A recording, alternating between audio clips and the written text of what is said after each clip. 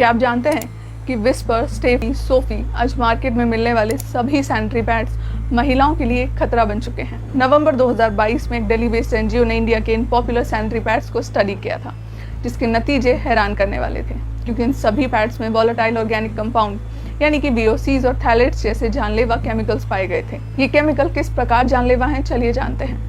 दरअसल south Korea की 3000 से ज्यादा औरतें अचानक से एक साथ रिप्रोडक्टिव हेल्थ इश्यूज को एक्सपीरियंस करने लगी थी, जिसके बाद स्वास्थ्य विभाग ने इसकी जांच करना शुरू किया। मालूम पड़ा कि सारी औरतें तो एक ही कंपनी का पैड यूज करती थी। अब मामले की जांच और संगीनता से होने लगी। तब पता लगा कि बीमारियां तो वही VOC और थैलेट्स जैसे टॉक्सिक केमिकल्स की वजह से फैल रही थी, जो आज हर इंडियन सैनिटरी पैड में इस्तेमाल किए जा रहे हैं। साल 1999 में एक एक्सपेरिमेंट हुआ था, जिसमें कुछ फीमेल सब्जेक्ट्स को इक्वल क्वांटिटी में एस्ट्रोजन, जो कि एक हार्मोन होता है, उसके डोज को एडमिनिस्टर किया गया था। आधी औरतों को एस्ट्रोजन ओरली यानी कि मुंह से निकलने को बोला गया था और आधी औरतों को वजाइना के थ्रू एडमिनिस्टर किया गया था। आप यकीन नहीं करोगे, लेकिन जिन सब्जेक्ट्स को वजाइनल डोज दिया गया था ना, उनके ब्लड में एस्ट्रोजन लेवल 10 टाइम्स ज्यादा था एज कम्पेयर टू वो औरतें जिन्होंने इसे ओरली पिया था। कहने का मतलब है कि जो वजाइना की स्किन होती है बहुत ही ज्यादा सेंसिटिव होती है और बाकी की बॉडी की स्किन के कंपैरिजन में ये बहुत ज्यादा परमिएबल एंड एब्जॉर्बेंट होती है। इसीलिए डॉक्टर्स खुद ये कहते हैं कि वजाइना की स्किन पर कोई भी केमिकल टच कराना उस केमिकल को खुद खाने से भी ज्यादा खतरनाक है। यानी सवाल भारत की आधी आबादी की इस जान का है। मगर फिर भी इस मुद्दे पर देश में आखिर इतनी केयरलेसनेस क्यों है?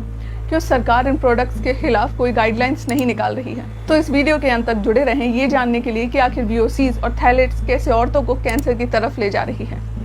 आसान शब्दों में समझा जाए तो भारत में सैनिटरी पैड्स के केमिकल कंटेंट के लिए कोई क्लियर रेगुलेशंस हैं ही नहीं। जबकि हैरानी की बात तो ये है कि आपको सैनिटरी पैड्स के पैकेट्स पर इंग्रेडिएंट्स का कॉलम भी नजर नहीं आता है, क्योंकि सैनिटरी पैड्स को मेडिकल प्रोडक्ट की कैटेगरी में रखा गया है और मेडिकल प्रोडक्ट्स पर इंग्रेडिएंट लिस्टिंग से छूट है। और यही तो इन कंपनियों का सबसे बड़ा स्कैम है।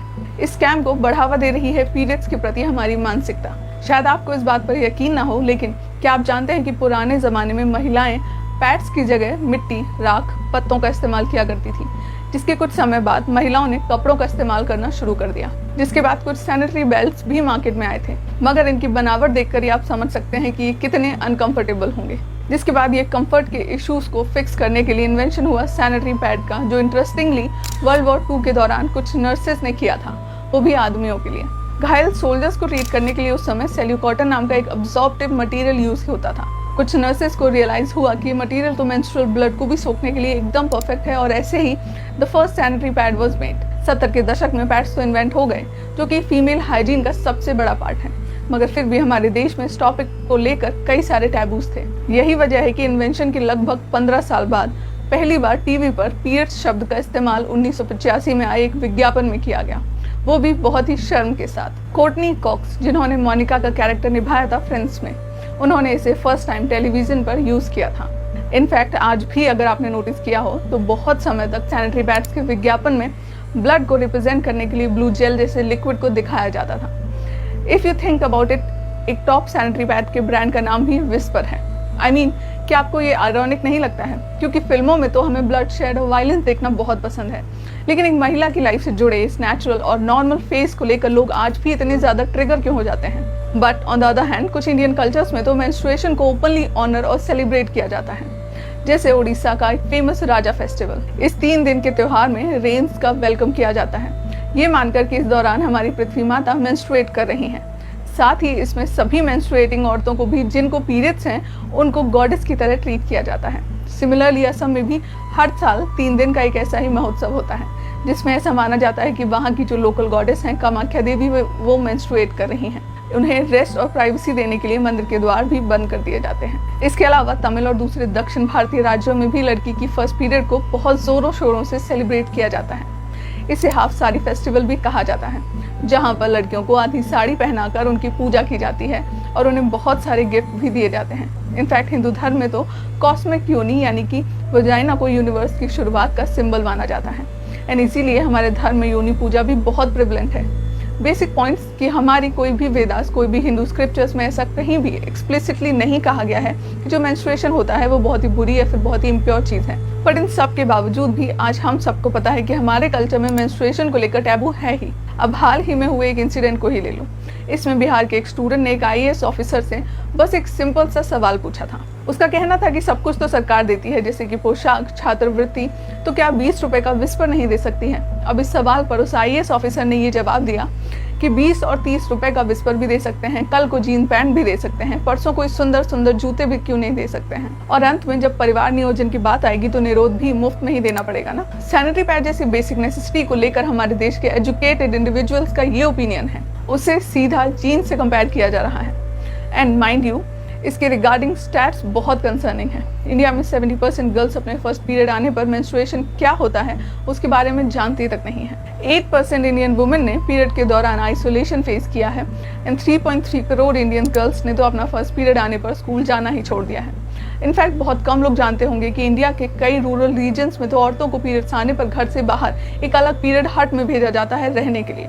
ये हट दूर जंगलों में होता है जिसमें कोई भी फैसिलिटीज नहीं होती हैं। बेसिकली बहुत ही ज्यादा अनसेफ और अनहाइजीनिक होता है। अब यही प्रथा नेपाल में भी प्रेवलेंट है और आए दिन इसकी वजह से कई सारी औरतों की डेथ भी हो जाती है। इनफैक्ट पाकिस्तान में तो आज वहाँ चल रहे इकोनॉमिक क्राइसिस की वजह से वहाँ की सरकार ने पैसे बचाने के लिए सैनिटरी पैड्स के मटेरियल को ही इंपोर्ट करना बंद कर दिया है। अब ये मत समझना कि ये स्टिग्मा सिर्फ एशियन कंट्रीज में ही है। वेस्ट कंट्रीज जैसे कि USA, UK में भी ये स्टिग्मा प्रेवलेंट है। फॉर द लॉन्गेस्ट टाइम यहाँ पर भी टेम्पॉन्स और दूसरे फीमेल हाइजीन प्रोडक्ट्स को लग्जरी आइटम माना जाता था और उस पर एडिशनल टैक्सेस भी लगाए जाते थे। इनफैक्ट पीरियड्स को लेकर टैबू इतना ज़्यादा है कि आज की तारीख में पीरियड्स के लिए अलग अलग लैंग्वेजेस में कुछ 5000 यूफोमिज्म्स हैं, यानी कि कोड वर्ड्स। जैसे इंग्लिश में इसे कोड वर्ड दिया जाता है शार्क वीक, क्योंकि pain is as bad as shark bite. India के कई सारी रीजनल भाषाओं में भी पीरियड्स के लिए कुछ कोड वर्ड एग्जिस्ट करते हैं, जैसे कि हिंदी में कभी कभार इसे कहते हैं महीना चढ़ जाना, मराठी में इसे कावल्या शिवदयाला कहते हैं, यानी कि कौवा छूकर चला गया। क्यों सुनकर हंसी आई क्या? अब आप खुद ही सोचिए, इन बायोलॉजिकल प्रोसेस को इतना ज़्यादा स्टिग्मा, इतना टैबू, इतना शेम अटैच्ड होगा तो क्या सही में आपको लगता है कि कोई इस मुद्दे पर बात भी करना चाहेगा? भले ही इस इशू पर कितनी भी प्रॉब्लम्स क्यों ना हो, लोग शर्म के मारे कुछ बोलना ही नहीं चाहेंगे, चीज़ें सामने आएंगी ही नहीं। जिस थैलेट्स का जिक्र हमने शुरू में किया था उसका इस्तेमाल इसे सफ़ेद और साफ दिखाने के लिए किया जाता है, just like bleach. Phthalates pads की सॉफ्टनेस और फ्लेक्सिबिलिटी को भी बढ़ा देता है, लेकिन थैलेट्स मॉलिक्यूल की प्रॉब्लम ये होती है कि वो प्रोडक्ट से बाउंड नहीं रहते, जल्दी से डिटैच हो जाते हैं, इसीलिए वो बॉडी में भी जल्दी से एब्जॉर्ब हो जाते हैं। अब लंबे समय तक इसका एक्सपोजर होने पर ये रिप्रोडक्टिव, न्यूरोलॉजिकल और इवन कार्डियोवास्कुलर प्रॉब्लम्स कॉज कर सकती हैं एंड इनफैक्ट ये ब्रेस्ट कैंसर जैसे डिसीजेस से भी लिंक्ड होते हैं। नेक्स्ट है VOCs, यानी कि वॉलेटाइल ऑर्गेनिक कंपाउंड्स, जो कि पैड्स को बेसिकली एक अच्छी फ्रेग्रेंस देते हैं, इसीलिए इवेपोरेट होकर वजाइनल स्किन में बहुत अच्छे से एब्जॉर्ब हो जाते हैं। लेकिन इसके लॉन्ग टाइम एक्सपोजर से पैरालिसिस और मेमोरी लॉस जैसे न्यूरोलॉजिकल इफेक्ट तक हो सकते हैं एंड वर्स्ट केस सिनेरियो तो अगेन वही है, कैंसर दे सकते हैं। अब ये सब के अलावा पैड्स में पेस्टिसाइड्स और प्लास्टिक्स भी पाए जाते हैं। ऐसा कहते हैं कि सैनिटरी बैग को लीक प्रूफ बनाने के लिए इनमें 4 प्लास्टिक बैग्स के बराबर की प्लास्टिक यूज किया जाता है एंड इन प्लास्टिक बैग्स को डिकम्पोज होने में 500 से 600 साल लग सकते हैं। मतलब कि आपके हेल्थ के साथ साथ ये एनवायरनमेंट के लिए भी बहुत बड़ा बर्डन है।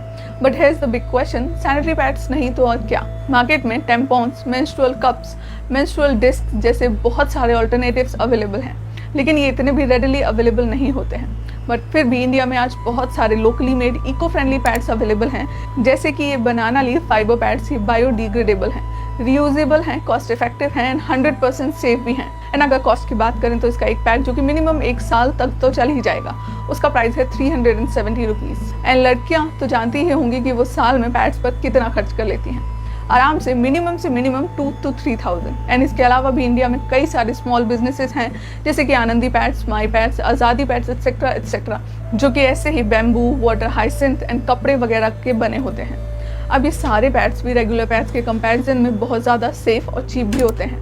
बट आई अंडरस्टैंड कि ये ऑप्शंस उतने ज़्यादा लीक प्रूफ या फिर कन्वीनियंट नहीं होंगे जैसे ये रेगुलर पैड्स होते हैं। एंड इसीलिए ही बहुत ज़्यादा ज़रूरी है कि गवर्नमेंट जितना जल्दी हो सके इन सारे इश्यूज़ पर कोई रेगुलेशंस लेके आ सके, क्योंकि इंटरेस्टिंगली अगर कैलकुलेट करें तो एक एवरेज औरत अपने लाइफ के 10 साल पीरियड्स में ही बिताती हैं। फिर मुलाकात होगी एक नई वीडियो में, तब तक के लिए नमस्कार।